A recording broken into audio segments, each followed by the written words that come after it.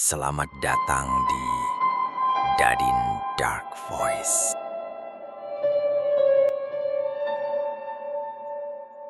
Kalian pernah nggak sih dengar cerita-cerita seram soal tempat-tempat yang katanya angker? Ya, di pesisir ini, cerita begitu udah jadi makanan sehari-hari. Mulai dari pohon beringin tua di ujung desa yang sering nunjukin penampakan, sampai kuburan tua di bukit sana yang katanya sering kedengeran suara tangisan. Tapi, dari semua cerita yang beredar, ada satu yang selalu bikin bulu kuduk berdiri, bahkan buat orang-orang tua yang udah makan asam garam dunia pesilatan laut sekalipun. Teluk Karanggelap. Atau beberapa orang tua di sini lebih suka nyebutnya Teluk Angker. Aku sendiri, Aris, udah dengar cerita soal Teluk Karanggelap ini sejak aku masih ingusan. Kakekku, almarhum, yang dulunya juga seorang nelayan kawakan, sering banget ngingetin, "Riz, kalau mancing, jangan pernah sekalipun menginjakan kaki di Teluk Karanggelap. Laut di sana itu bukan cuma soal ikan, tapi juga soal penghuninya." Begitu kata kakek. Dan dia selalu bilang, ada pantangan keras di sana. Jangan pernah sekalipun menyebut nama penjaga teluk itu. Konon, kalau sampai kepancing disebut namanya, dia bakal nongol dan ngasih pelajaran yang nggak bakal dilupakan seumur hidup. Dulu sih, aku anggap itu cuma dongeng pengantar tidur buat nakut-nakutin anak kecil biar nggak main jauh-jauh. Sama kayak Bang Jaya, teman mancingku dari kecil. Dia itu tipikal orang yang pragmatis, realistis, dan gak gampang percaya sama hal-hal mistis. Baginya, laut itu cuma soal rezeki dan tantangan, gak lebih. Kalau ada ikan banyak di suatu tempat, ya udah, sikat aja. Gak peduli ada cerita apa di baliknya. Dan sifatnya Bang Jaya yang kadang rada nekat inilah yang sering bikin aku ketar-ketir. Sore itu, cuaca mendung, angin laut berhembus lumayan kencang. Aku sama Bang Jaya lagi nongkrong santai di warung kopi langganan kami. Letaknya persis di pinggir pantai. Suara ombak yang berdebur pelan jadi background obrolan kami. Wangi kopi hitam campur bau laut asin, itu udah jadi aroma khas yang selalu bikin betah di sini. Bapak-bapak nelayan lain juga ada di sana. Ada yang lagi nyusun jaring, ada yang cuma ngobrol ngalor ngidul sambil ngopi. Bang Jaya dengan santainya menyeruput kopi hitamnya yang masih mengepul. Matanya menerawang ke arah laut lepas yang mulai gelap. Ekspresinya kelihatan banget lagi mikirin sesuatu. Tahu-tahu dia noleh ke aku, senyumnya agak nakal. "Riz," katanya, nadanya pelan tapi bikin aku langsung curiga. Dengar-dengar ikan di Teluk Karanggelap lagi banyak-banyaknya loh. Gurita segede ember, kerapu jumbo-jumbo, bikin ngiler kan? Jantungku langsung berasa berdebar lebih kencang. Teluk Karanggelap. Dari semua tempat di sepanjang pesisir ini, kenapa harus Teluk Karanggelap? Aku menghela napas panjang. Bang Jaya ini, kataku berusaha menutupi kegugupanku. Kan abang tahu, Teluk Karanggelap itu banyak ceritanya. Aku sengaja mengantung kalimatku, berharap dia ngerti arah pembicaraanku. Tapi Bang Jaya cuma ketawa kecil, meremehkan. "Alah, cerita apaan? Hantu? Nyi Roro Kidul? Udahlah, itu cuma tahayul. Kita kan mancung, Riz, bukan nyari hantu. Kita nyari ikan buat dapur ngebul. Apa salahnya sih coba peruntungan di sana?" Dia ngomong gitu sambil ngangkat bahu, seolah masalahnya sepele banget. "Bukan soal hantu, Bang," kataku, mencoba menjelaskan lagi dengan lebih serius. "Tapi soal pantangan. Kata kakekku, di sana itu ada aturannya. Jangan pernah nyebut nama penjaga teluk itu.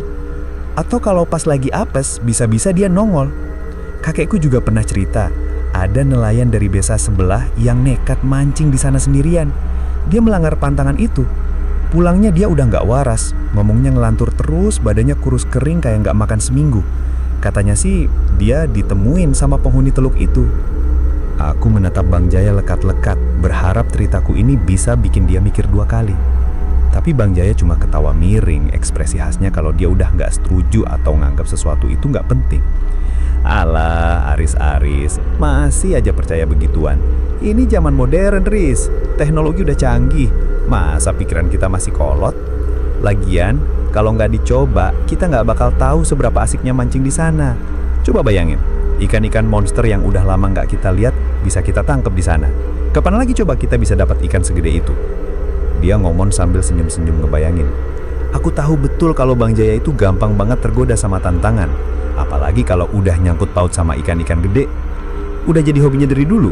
Dia rela ngelakuin apa aja buat bisa ngerasain sensasi narik ikan monster. Dan Teluk Karang Gelap dengan segala cerita seramnya justru jadi tantangan menarik buat dia. Tapi bang, aku masih berusaha membantah. Tapi suaraku mulai melemah. Aku sebenarnya juga penasaran. Rasa takut dan penasaran itu kayak lagi perang di dalam kepalaku. Di satu sisi, aku teringat peringatan kakekku yang selalu terngiang-ngiang. Di sisi lain, bayangan gurita segede ember dan kerapu jumbo itu memang bikin ngiler. Apalagi akhir-akhir ini hasil tangkapan kami nggak terlalu bagus. Mancing di tempat biasa cuma dapat ikan-ikan kecil yang harganya nggak seberapa. Bang Jaya seolah tahu apa yang ada di pikiranku. Dia langsung menyambar. Udah tenang aja Riz, kan kita perginya berdua. Kalau ada apa-apa kan ada aku. Kita mancing biasa aja, nggak usah aneh-aneh. Kalau ada suara-suara aneh, anggap aja suara angin atau ombak. Yang penting kita fokus mancing. Dia mencoba meyakinkanku seolah semua ketakutanku itu cuma ilusi. Gimana? Berangkat besok subuh biar dapat spot bagus sebelum orang lain ke sana. Dia menatapku dengan mata penuh harapan. Aku melihat ke arah laut yang mulai gelap. Warnanya jadi abu-abu keunguan di bawah langit yang mendung.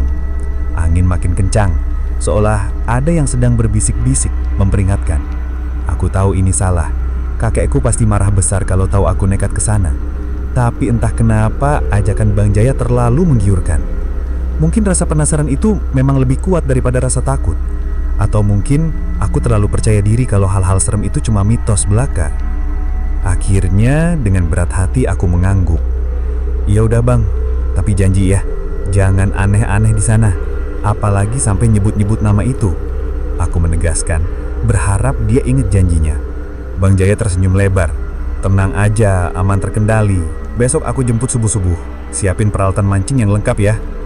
Dia menepuk pundakku penuh semangat. Melihat antusiasme Bang Jaya, aku cuma bisa pasrah. Dalam hati aku terus berdoa semoga tidak terjadi apa-apa. Aku tidak tahu, keputusan mengangguk sore itu akan membawa kami ke malam paling menakutkan dalam hidup kami.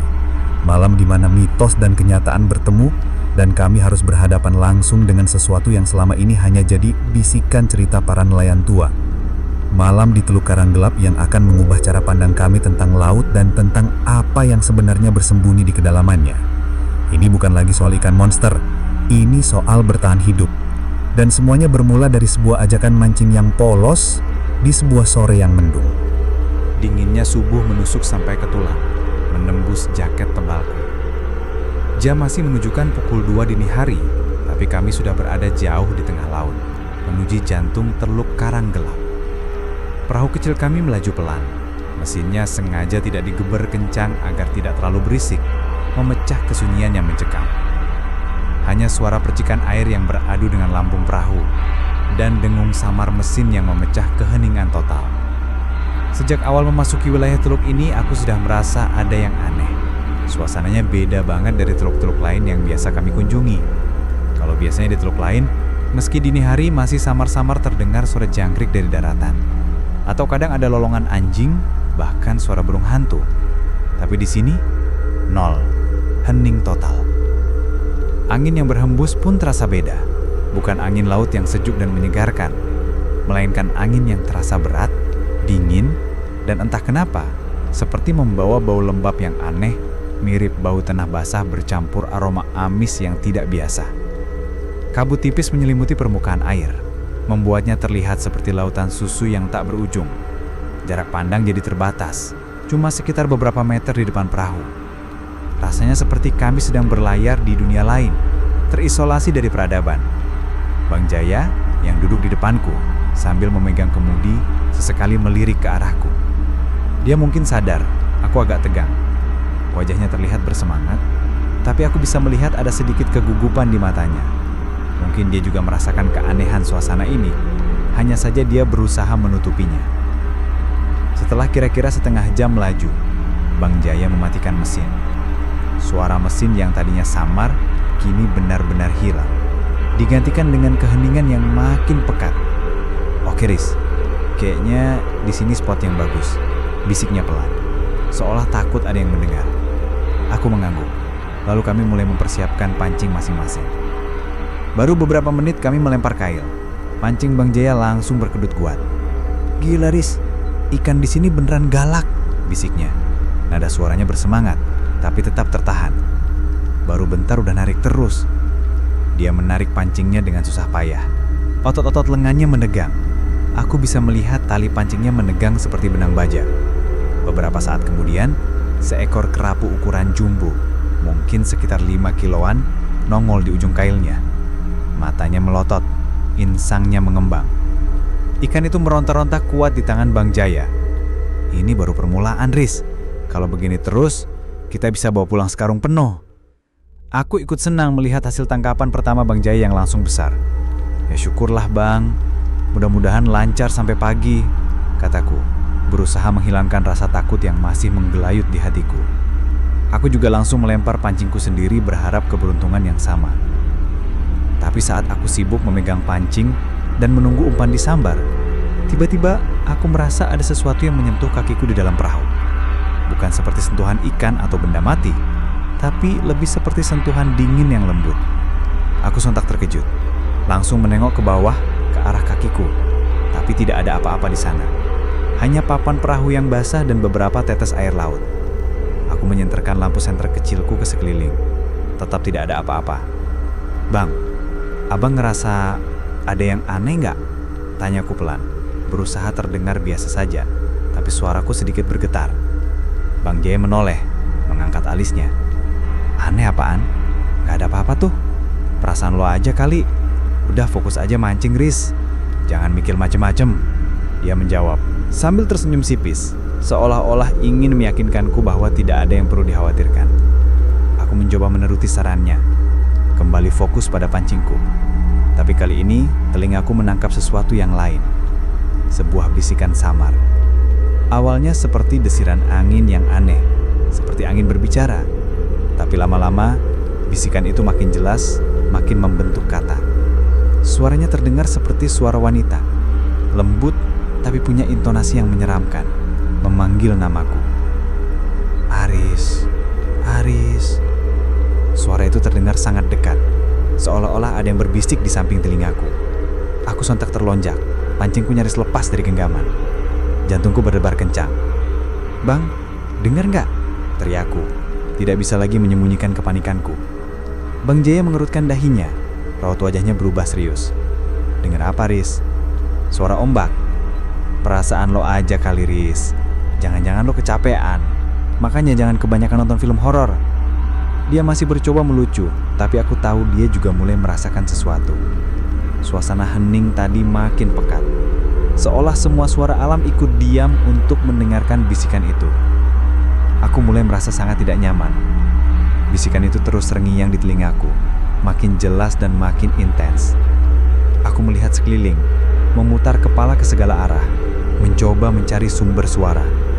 Matahari belum terbit penuhnya, jadi semuanya masih gelap, diselimuti kabut tebal. Tiba-tiba di kejauhan, di antara kabut tebal yang menyelimuti perairan, aku melihat sebuah siluet putih. Bentuknya tidak terlalu jelas, seperti bayangan samar yang tipis dan menjulang. Bang, itu apa di sana? Tanyaku, suaraku tercekak di tenggorokan. Jari telunjukku gemetar menuju ke arah siluet itu. Bang Jaya memalingkan wajahnya ke arah yang kutunjuk. Matanya memicing, berusaha melihat menembus kabut. Dia terdiam beberapa saat. Aku bisa melihat perubahan ekspresi di wajahnya, dari senyum meremehkan menjadi kerutan dahi penuh kebingungan, lalu sedikit keraguan. Siluet itu memang ada, meskipun hanya sekelebat.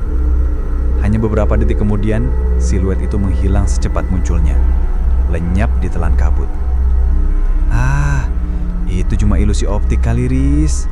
Kabutnya kan tebel banget, makanya kadang mata bisa nipu. Dia menjawab sambil tersenyum kecil, tapi suaranya terdengar hambar. Aku berusaha percaya pada Bang Jaya, tapi jantungku terus berdebar kencang. Perasaan takutku semakin menjadi-jadi. Bisikan itu makin jelas dan kini terasa seperti ada yang mendekat. Lebih parahnya, aku merasa seperti ada hawa dingin yang tiba-tiba menyelimuti perahu kami. Bukan dingin karena suhu udara, tapi dingin yang mencekam, menusuk sampai ke sumsum tulang. Aku teringat lagi cerita kakekku tentang penjaga teluk ini. Sosok yang tidak boleh disebut namanya. Dan ada satu hal yang bikin aku makin ketakutan, yang bikin perutku mual. Bang Jaya entah kenapa, di tengah bisikan-bisikan aneh dan penampakan misterius tadi, dia terus-terusan menyebutkan nama yang dilarang itu. Bukan hanya sekali, tapi berkali-kali. Setiap kali dia berhasil menarik ikan besar, dia akan dengan entengnya menyebut nama itu.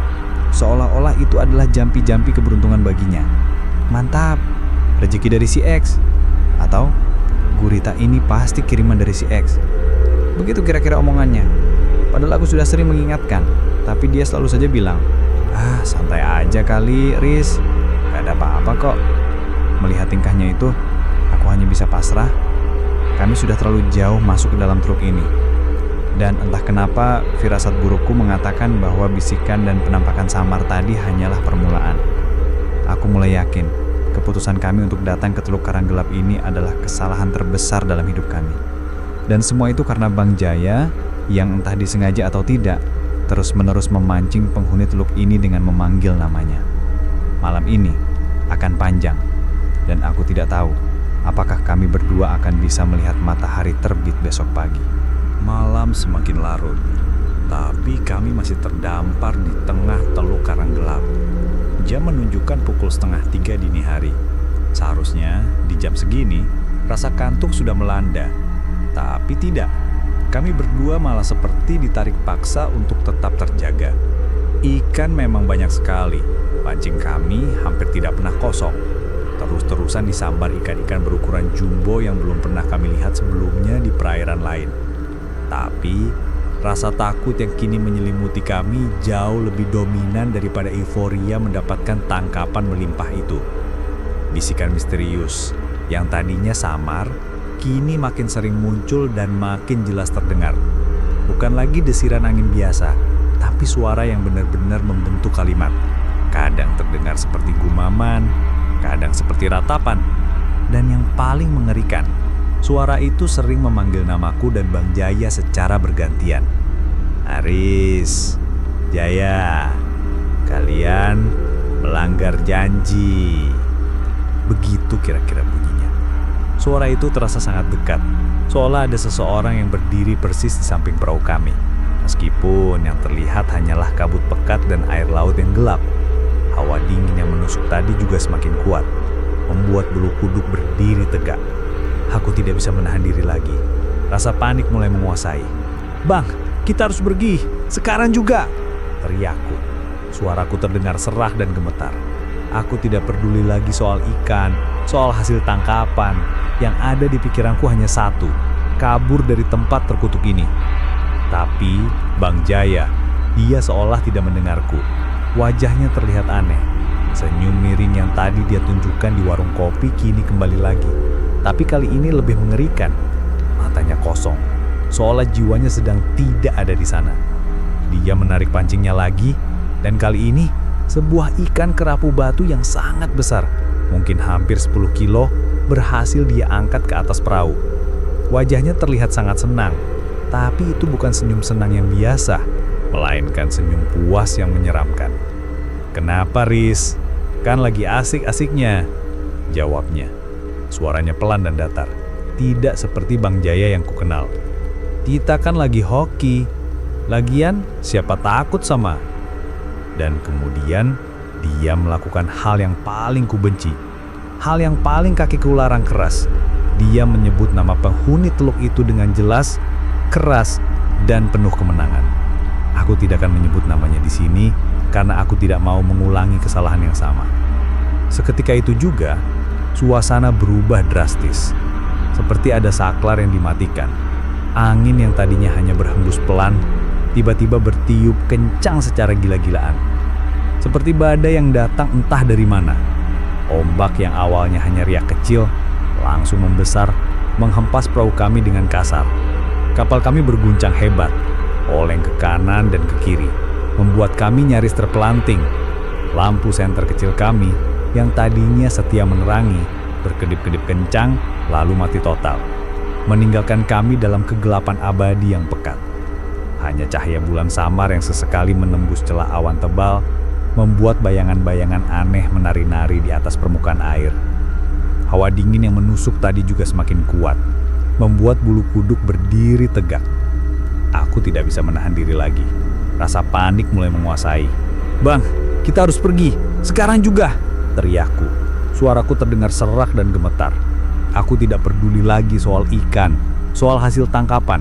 Yang ada di pikiranku hanya satu, kabur dari tempat terkutuk ini. Tapi Bang Jaya dia seolah tidak mendengarku. Wajahnya terlihat aneh. Senyum miring yang tadi dia tunjukkan di warung kopi kini kembali lagi, tapi kali ini lebih mengerikan. Matanya kosong, seolah jiwanya sedang tidak ada di sana. Dia menarik pancingnya lagi, dan kali ini sebuah ikan kerapu batu yang sangat besar, mungkin hampir 10 kilo, berhasil dia angkat ke atas perahu. Wajahnya terlihat sangat senang, tapi itu bukan senyum senang yang biasa, melainkan senyum puas yang menyeramkan. "Kenapa, Riz? Kan lagi asik-asiknya," jawabnya. Suaranya pelan dan datar. Tidak seperti Bang Jaya yang kukenal. "Kita kan lagi hoki. Lagian, siapa takut sama..." Dan kemudian, dia melakukan hal yang paling kubenci. Hal yang paling kateku larang keras.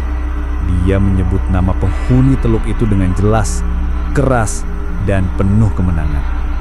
Aku tidak akan menyebut namanya di sini karena aku tidak mau mengulangi kesalahan yang sama. Seketika itu juga, suasana berubah drastis. Seperti ada saklar yang dimatikan. Angin yang tadinya hanya berhembus pelan, tiba-tiba bertiup kencang secara gila-gilaan. Seperti badai yang datang entah dari mana. Ombak yang awalnya hanya riak kecil, langsung membesar menghempas perahu kami dengan kasar. Kapal kami berguncang hebat, oleng ke kanan dan ke kiri, membuat kami nyaris terpelanting. Lampu senter kecil kami yang tadinya setia menerangi, berkedip-kedip kencang, lalu mati total, meninggalkan kami dalam kegelapan abadi yang pekat. Hanya cahaya bulan samar yang sesekali menembus celah awan tebal, membuat bayangan-bayangan aneh menari-nari di atas permukaan air. "Bang, jangan sebut namanya. Kakek sudah bilang, jangan!" teriakku histeris. Suaraku hampir habis. Aku mencoba memegang tangannya, berharap dia sadar dari kondisinya yang aneh itu. Tapi Bang Jaya tetap diam membekuk. Wajahnya pucat pasi, seperti tidak ada darah sama sekali. Pancingnya lepas dari genggamannya, terjatuh ke dalam air, dan langsung ditarik oleh sesuatu yang tidak terlihat. Di tengah kegelapan yang pekat dan guncangan perahu yang hebat, sebuah bayangan hitam yang sangat besar mulai muncul dari dalam air, tepat di samping perahu kami. Bentuknya tidak jelas, hanya siluet raksasa yang bergerak perlahan. Ukurannya mungkin lebih besar dari perahu kami sendiri. Aura dingin yang menusuk tadi kini makin kuat, membungkus seluruh tubuhku, membuat bulu kuduk berdiri tegak. Aku tidak bisa melihat detailnya, hanya merasakan kehadirannya yang sangat kuat dan mengerikan. Kemudian, sebuah suara, bukan bisikan lagi, bukan ratapan, tapi sebuah dengungan rendah yang sangat dalam, bergetar, dan menyeramkan. Suara itu seolah datang dari dasar laut, menggetarkan udara, dan merasuk langsung ke dalam kepalaku. Ini bukan suara manusia. Ini adalah suara makhluk dari dimensi lain, sesuatu yang kuno dan penuh amarah. Perahu kami terguncang makin hebat. Bang Jaya terdiam, tidak bergerak sama sekali, seperti patung ketakutan. Keringat dingin membasahi seluruh tubuhku, meskipun hawa dingin di sekitar kami sangat menusuk. Aku mencoba menyalakan senter lagi, berharap cahaya bisa mengusir kegelapan dan bayangan itu. Tapi tidak berhasil. Lampu senterku benar-benar mati. "Bang, dayung, dayung, cepat dayung!" teriakku. Suaraku hampir putus. Aku mencoba menggapai dayung di sampingku, tapi tangan gemetaran. Sosok hitam itu perlahan mendekat. Aku bisa merasakan pergerakan yang lambat tapi pasti. Bau amis dan anyir yang sangat menyengat tiba-tiba tercium kuat, seperti bau ikan busuk bertampur lumut tua dan darah. Bau itu sangat menusuk hidung, membuatku ingin muntah. Di tengah kegelapan, mataku menangkap sesuatu yang berkilauan di dalam air. Bukan kilauan pantulan cahaya bulan, tapi seperti sepasang mata, besar, merah menyala, dan menatap lurus ke arahku. Mata itu seolah memancarkan kemarahan, kebencian, dan rasa lapar yang tak terhingga. Aku bisa merasakan tatapan itu menusuk sampai ke dalam jiwaku. Itu adalah mata dari penjaga Teluk Karang Gelap yang telah kami pancing untuk muncul. Malam itu, kami berjuang mati-matian, berusaha mengayuh dayung, berusaha menggerakkan perahu dari sesuatu yang Bang Jaya panggil namanya. Aku tidak tahu bagaimana kami bisa selamat, bagaimana kami bisa keluar dari teluk itu. Setelah melihat mata merah menyala itu, setelah mendengar dengungan mengerikan itu, semuanya menjadi gelap. Aku hanya ingat teriakan kami berdua yang memenuhi teluk, suara dayung yang beradu dengan air, dan bau amis yang tidak pernah hilang dari hidungku. Entah kami pingsan atau diselamatkan oleh sesuatu yang lain, aku tidak tahu. Yang jelas, saat aku terbangun, matahari sudah mulai terbit. Kami sudah berada di dekat pantai desa. Perahu kami terdampar di pasir. Bang Jai terletak tidak sadarkan diri di sampingku. Ketika dia sadar, dia sama pucatnya denganku. Dia tidak mau bicara banyak. Sejak kejadian itu, satu hal yang pasti, aku tidak pernah lagi mau menginjakkan kaki di Teluk Karanggelap. Kapok, 1000 kali kapok. Dan satu hal yang paling penting, sebuah pelajaran berharga yang harus selalu kuingat dan berbagi. Jangan pernah sebut namanya saat mancing, karena kau tak akan pernah tahu siapa yang akan menjawab panggilanmu dari kegelapan. Dan percayalah, kamu tidak akan mau bertemu dengannya. Terima kasih banyak ya sudah setia mendengarkan sampai akhir. Jangan khawatir, meskipun ceritanya bikin bulu kuduk berdiri, aku akan selalu berusaha menyajikan konten horor yang seru dan berkualitas buat kalian. Jadi, jangan lupa, kalau kalian suka dengan cerita ini, klik tombol like, tinggalkan komentar di bawah pengalaman horor kalian sendiri, dan yang paling penting, subscribe channel ini biar gak ketinggalan cerita-cerita menyeramkan berikutnya. Nyalakan juga lonceng notifikasinya ya. Sampai jumpa di cerita selanjutnya. Tetap hati-hati dimanapun kalian berada, karena kadang misteri itu lebih dekat dari yang kita bayangkan. Selamat beraktivitas dan sampai jumpa.